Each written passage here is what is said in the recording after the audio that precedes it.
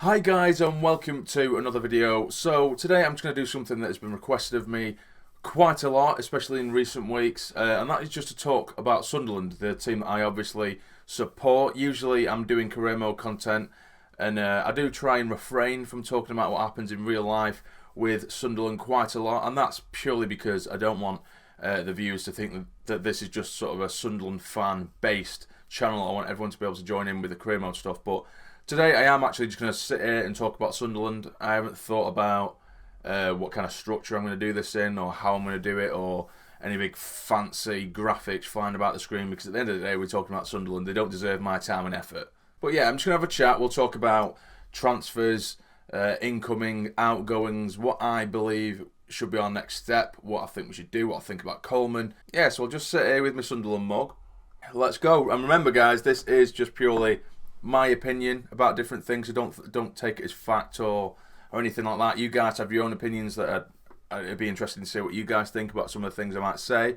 So just leave your opinions in the comments, and I'll definitely give it a read. It'll be quite interesting. So I am recording this on the 13th of January. It's relatively early in the morning. We do have the Cardiff game, which is live on Sky, so I'll probably be in the pub for that in a few hours to watch that. So I thought I'd record before that game happens, because otherwise I'd just be in a shocking mood and I'd be screaming at you for the next few minutes or however long this video is going to be. So anyway, we'll start off with transfers incoming. So we've just signed Jake Clark-Salter. Well, we signed him a few days ago, and do I think it's a good signing? Yes, I do. I think it's an absolutely fantastic signing. He's definitely the kind of defender that we need, someone who's comfortable on the ball, he's got a bit of pace about him, and he can defend. Do you know what I mean? He's not your O'Shea's and your Wilsons, who they're quite old school now. They're just hoof it football. They can't pass a ball really. They try, bless them, but they can't. So I think a player like that is a breath of fresh air for us right now. I'd easily rate that an 8 or a 9 out of 10 in terms of how good I think that signing is. And there is quite heavy transfer rumours that we are going to be signing Jonathan Walters on loan from Burnley. Do I think that's going to be a good signing, or would be a good signing? Not really. I mean, I've seen a lot of people who have said, you know, it's fantastic, we need the experience up front. He puts 100% in. But let's think about James Vaughan. You know, I know. Don't get me wrong. I know you're going to give me so much shit for this. But James Vaughan, yeah, he didn't score goals. He never was going to. You could see he wasn't good enough from the off.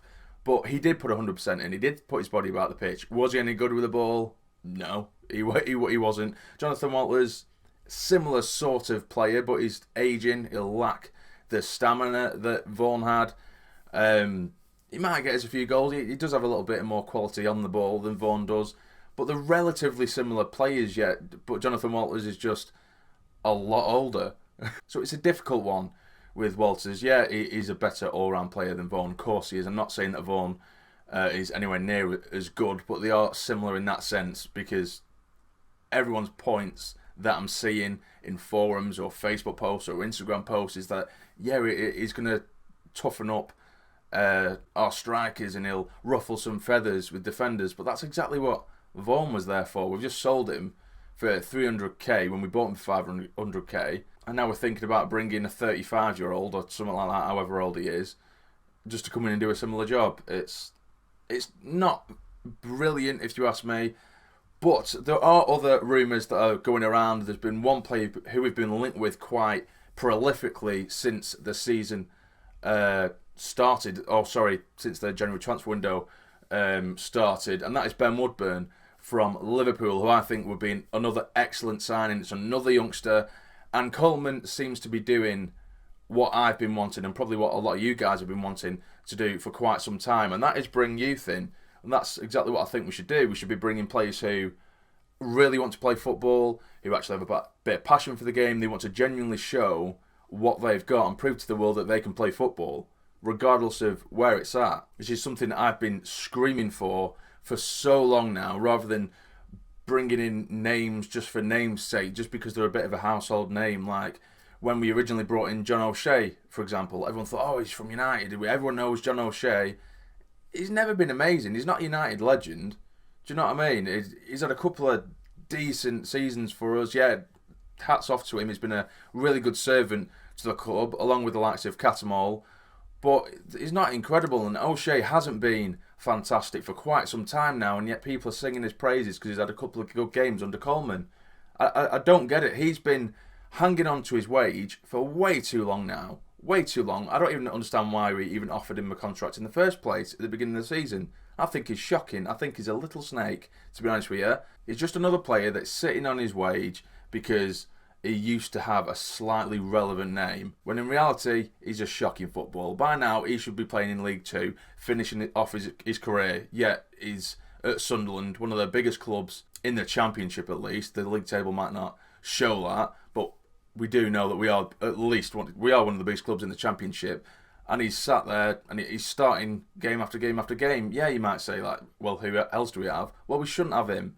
We definitely shouldn't have him. I mean, thanks for the memories, O'Shea, but you should have been gone 2 or 3 years ago, mate. But remember, guys, this is just me being brutally honest and what's in my head. This is just my opinion. So now we are kind of talking about the outgoings or who I think we should get rid of. So, to be honest, I could probably be here all day long talking about who we should get rid of. And that is probably about a good 90 to 95% of the team. But a few players, I'll just name a few that I think we definitely should get rid of. And there's one of them that I know that is going to be massively controversial. And I've argued with people year in, year out about this player. And that is Lee Cattermole. And I don't mean that I've been arguing for year in, year out about we should be getting rid of him. But now I do. Because for so many years, I've been sticking up for Cattermole. I can remember 2 or 3 years ago, I was in the pub having a drink with my mates, and I'm there pissed out my head, telling him how I think Cattermole should be given a chance in the England squad, because at the time he seemed like a player that was a dying breed, someone who gets stuck in, is passionate about the game, he's got an engine on him. He might not be fantastic on the ball, he might not be brilliant with his distribution, but he puts effort in every single game, he puts his body on the line, which is something that I personally loved. But you look at him now and he's just a liability on the pitch. It's another player that should have been shipped off either last year or the year before. He's not good enough. Just because he's put in a few years at the club, well, I know he's been there for a hell of a long time now, really, but it doesn't mean you're entitled to stay for the rest of your life, mate. Do you know what I mean? When you watch him on the pitch, he's an absolute liability.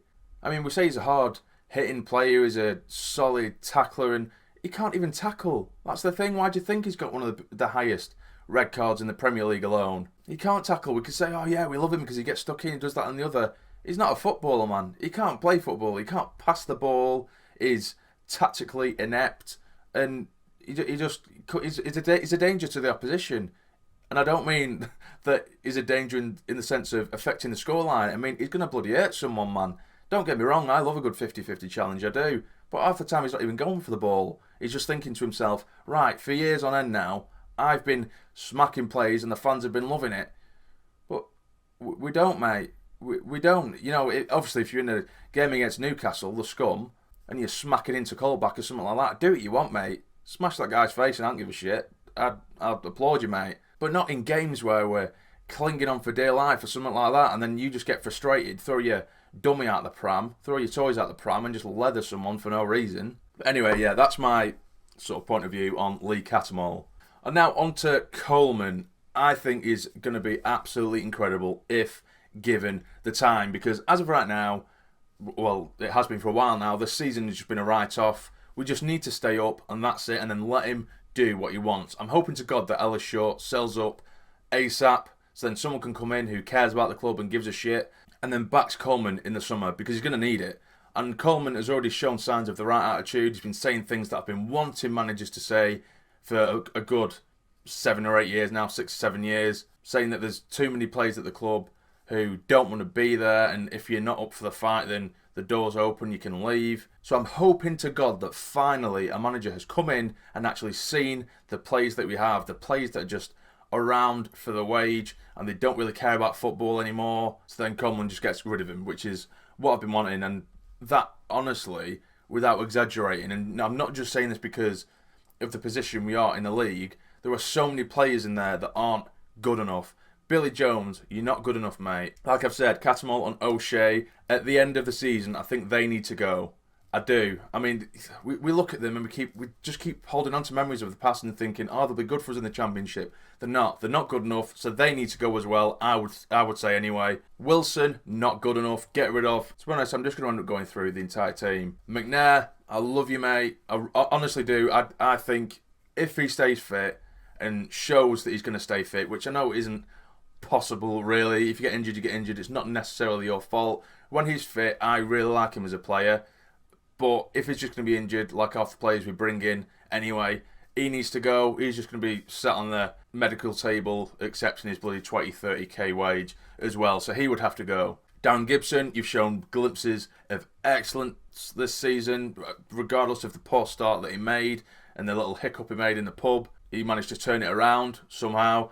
But he needs to go as well if he's going to keep getting injured. There's too many players. It's getting ridiculous where every season, there's always one point in the season when we have 10, 11 players injured, and surely there's something there that isn't right. We're bringing in players with the wrong attitude who just pussy out and don't want to stand up and be counted for, and end up miraculously on the injury table. Aidan McGeady, it's a frustrating one with Aidan McGeady because he does have quality. Yeah, I don't know whether it's a confidence thing, but when I've seen him play, it takes way too long to release the ball. There could be a player who's making a blatant run, an obvious run. It's a simple pass to make, yet he'll hold on to the ball and hold on to the ball and hold on to the ball. It's like he's forgot that the game moves. You know, he can't just walk around with the ball and everyone just stands still and waits for him to make a decision.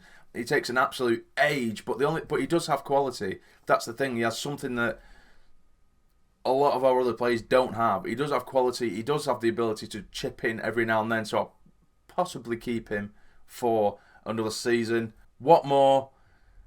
Again, it's a frustrating one. I absolutely love him, but he's spent the majority of his early career injured, which is such a shame because I think it has such potential to be an incredible player. And because I think his potential is so high, of course I would keep him. And I don't think his wages would be colossal as it is. So that would be my main issue. If you're injured 90% of the time, yeah, your wages are so high. That is when I would want to get rid. I can't imagine Watmore's wage being incredible. So I'm hoping that he can get back fit because I think it'd be incredible in the Championship especially. Up top we have Madja and Osoro at the minute. Those are our only strikers available.